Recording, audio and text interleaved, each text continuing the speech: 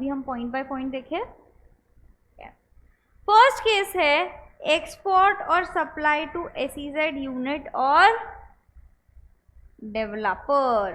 ठीक है, one by one पढ़ते हैं हम लोग, जहाँ जहाँ मैं रीड करूँगी आपका ध्यान सिर्फ उधर रहना है। ठीक है, तो हम लोग किसका बात कर रहे हैं, एक्सपोर्ट और सप्लाई टू एसईजेड को बेचा या एक्सपोर्ट करा। एसईजेड यूनिट डेवलपर दोनों चलेगा क्या?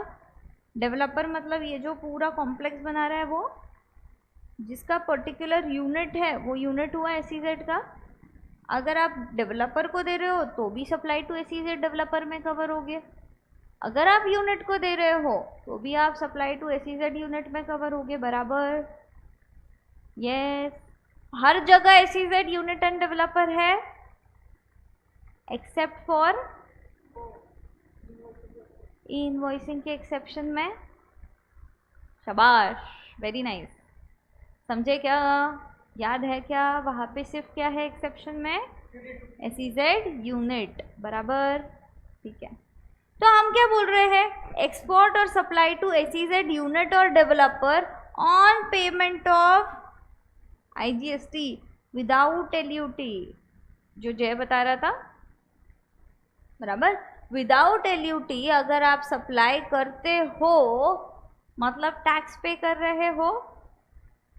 यस, अपन एक बार चेक कर लेंगे एसईजेड के लिए भी है एलयूटी या सिर्फ एक्सपोर्ट के लिए एलयूटी।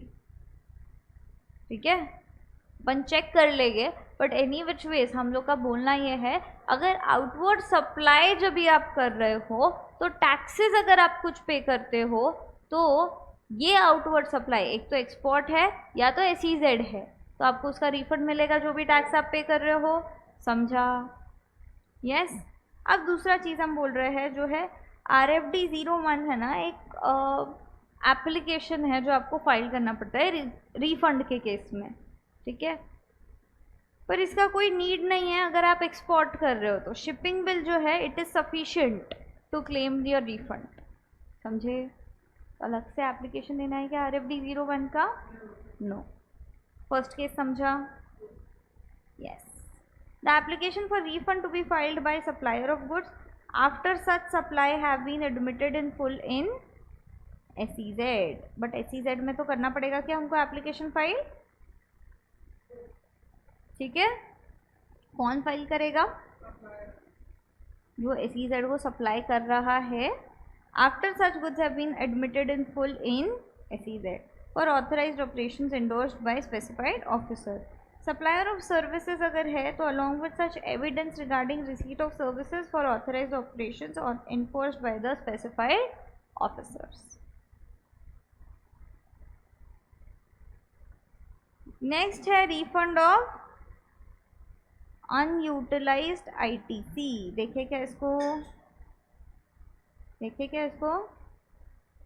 ठीक है, तो इधर पे बोला है एलयूटी दोनों के लिए है, एक्सपोर्ट के लिए भी एसईजेड के लिए भी। ठीक है, तो अब हमारा आंसर जो है, देव आपका क्वेश्चन था ये चीज़ पे, हमारा आंसर जो है इसका वो ये है, अगर आप ज़ीरो रेटेड सप्लाई करते हो तो आप विथ एलयूटी या विदाउट एलयूटी कर सकते हो। सिर्फ एक्सपोर्ट के लिए रेस्ट्रिक्टेड रहा क्या अभी? नो। तो एलयूटी वाला अगर बिना एलयूटी के कर रहा है, मतलब कोई भी पर्सन अगर बिना एलयूटी के कर रहा है तो वो विथ पेमेंट करेगा, फिर वो एसईजेड में हो या एक्सपोर्ट में हो, और दोनों का रिफंड मिलेगा क्या? यस।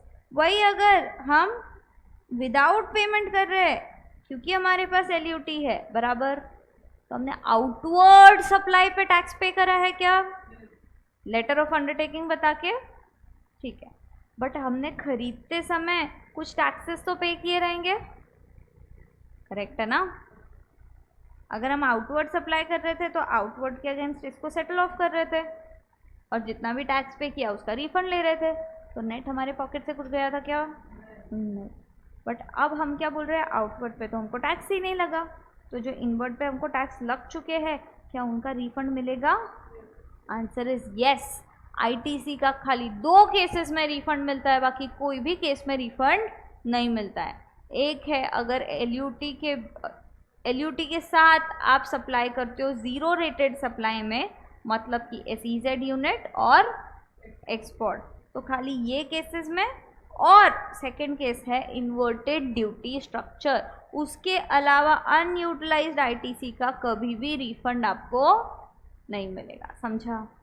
तो फर्स्ट क्या है, without LUT zero rated supply, second है विद एलयूटी आईटीसी का, अनयूटिलाइज्ड आईटीसी का रिफंड, और इन्वर्टेड ड्यूटी स्ट्रक्चर का रिफंड। बराबर? ये दो अच्छे से समझे? इधर तक किसी को कुछ डाउट? अच्छा, एलयूटी मतलब समझते हो क्या? ये फुल फॉर्म हुआ उसका। एलयूटी मतलब समझते हो क्या? क्या होता है?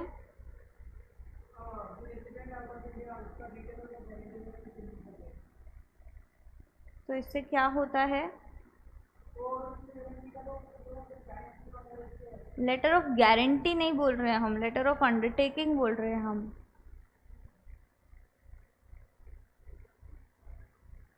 एक्सपोर्ट कर रहे हो उसका अंडरटेकिंग रहता है, जीरो रेटेड सप्लाई कर रहे हो उसका अंडरटेकिंग रहता है।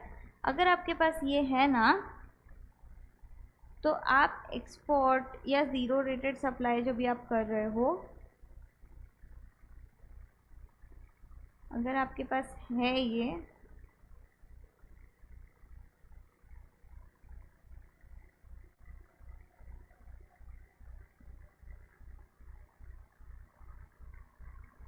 तो no GST at the time of making,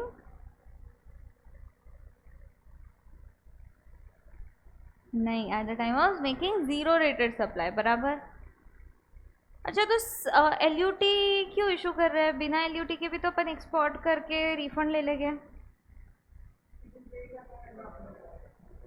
तो क्या हुआ? Very good. उससे क्या होएगा? परफेक्ट, आपका वर्किंग कैपिटल अटक जाएगा।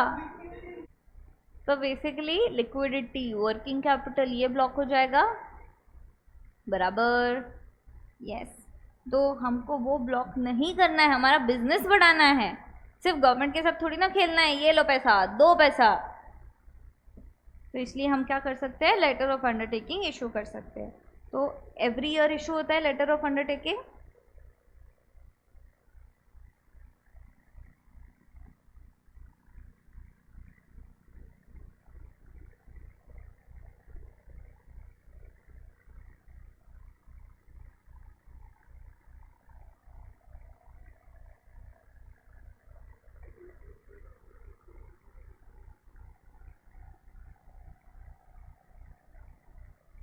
पूछो।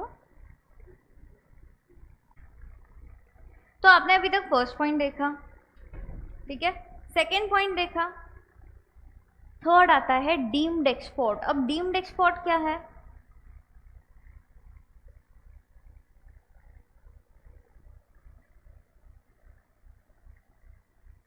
क्या कन्वर्जन स्किल्स है आपके? तो है ना, हमको एफटीपी करके एक टॉपिक है, ठीक है, फोर्थ मॉड्यूल का लास्ट टॉपिक, उसमें एक्सप्लेन किया है डीम्ड एक्सपोर्ट मतलब क्या होता है। ठीक है, उसमें दिया है कि 3-4 चीज़ें दी है, अगर उसमें आप क्लासिफाई होते हो। फॉर एग्जांपल, एक ऐसा कंपनी है जो क्या करता है, जो भी आप उसको बेच रहे हो 100% एक्सपोर्ट करता है। आप उसको दे रहे हो, वो 100% एक्सपोर्ट करता है, 100% एक्सपोर्ट ओरिएंटेड यूनिट है, और आप उसको दे रहे हो। क्या ये डीम्ड एक्सपोर्ट में क्लासिफाई हो सकता है? एडवांस ऑथराइजेशन रिसीव किया है, या ऐसे कुछ कुछ चीज़ें स्पेसिफाइड है, अगर आप उसमें आते हो तो आप डीम्ड एक्सपोर्ट कर रहे हो, ऐसा माना जाएगा। और हम बोल रहे हैं डीम्ड एक्सपोर्ट के केस में भी आपको रिफंड मिलेगा। समझे? इसके ऊपर में अपन और डिस्कशन करेंगे एफटीपी में। अच्छा, इन्वर्टेड ड्यूटी स्ट्रक्चर याद है आप लोग को? ठीक है। नेक्स्ट है refund of excess balance in cash laser.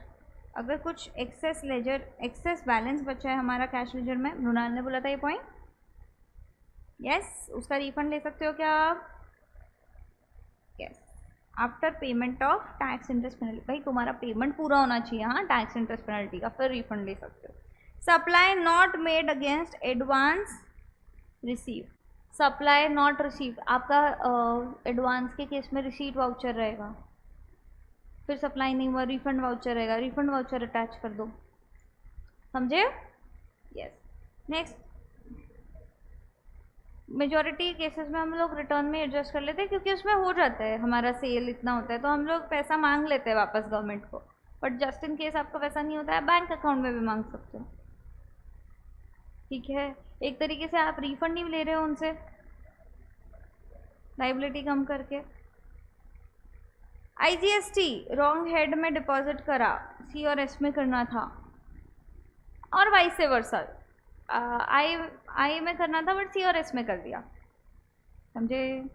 तो गलत हेड में जहाँ से किया वहाँ से रिफंड मांगेंगे। Refund of IGST paid by tourist paid, refund of IGST paid by tourist leaving India, tourist ने जो इंडिया में पे किया है उसको हम रिफंड करेंगे। किसका? लेकिन सिर्फ supply of goods taken out of India by him, correct? उसके बिल्स दिखाएगा वो, इतना इतना टैक्स उसने पे किया है। हमने टूरिस्ट को हमेशा बोला था कौन सा टैक्स लगेगा? आईजीएसटी का। आपको याद होगा चार्ज ऑफ जीएसटी या प्लेस ऑफ सप्लाई टॉपिक में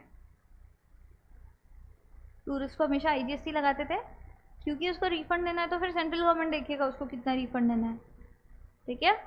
टूरिस्ट मतलब 6 महीने से कम इंडिया में है, नॉन रेसिडेंशियल पर्पसेस के लिए, नॉन इमिग्रेंट वगैरह पर्पसेस के लिए, लेजिट पर्सन है। Yes. Refund due to judgment, decree, order और डायरेक्शन, जो राघव ने बोला था, yes, of appellate authority, tribunal, court. On finalization of provisional assessment, जो राजीव ने बोला again. refund of taxes paid by foreign embassies, purchases made by foreign embassies वगैरह, समझाओ। excess tax deposited by CTP NRTP, देव ने बोला था। excess tax paid, आपने ज़्यादा टैक्स पे कर रखा है, ले लो वापस से, कैश लेजर में पड़ा है, ले लो वापस से, समझा ये चीज़? पक्का?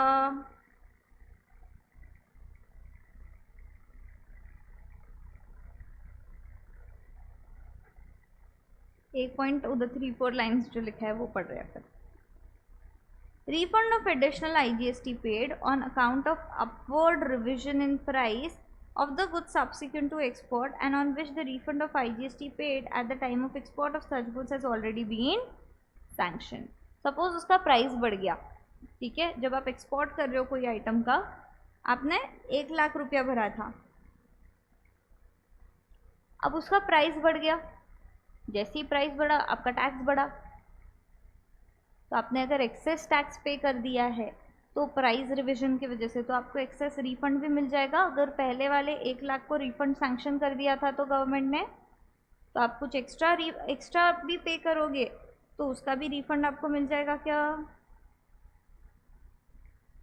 Yes. Refund of additional IGST paid on account of upward revision in price of the good subsequent to export. Export करने के बाद में हमारा कुछ प्राइस राइज हुआ तो हमने वही सप्लाई के अगेंस्ट में कुछ एक्स्ट्रा पैसा दिया।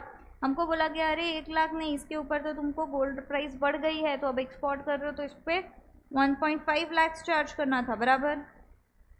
आपने 1 लाख के हिसाब से टैक्स पे किया था, अब आपको 1.5 लाख के हिसाब से टैक्स पे करना है, आपने कर दिया। क्या ऊपर के 0.5 लाख का भी रिफंड मिलेगा आपको? डिपार्टमेंट बोल रहा है अगर आपका पहले का 1 लाख सैंक्शन किया हुआ था कि उस पर रिफंड मिल सकता है तो ये 50,000 पे भी अपवर्ड रिविजन पे मिल जाएगा, समझा? इसी के साथ हम लोग के रिफंड के जो केसेस है वो होते हैं ख़त्म।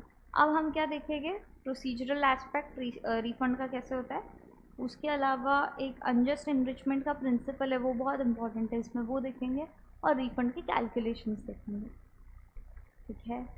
तो पहले लिखते हो इतना।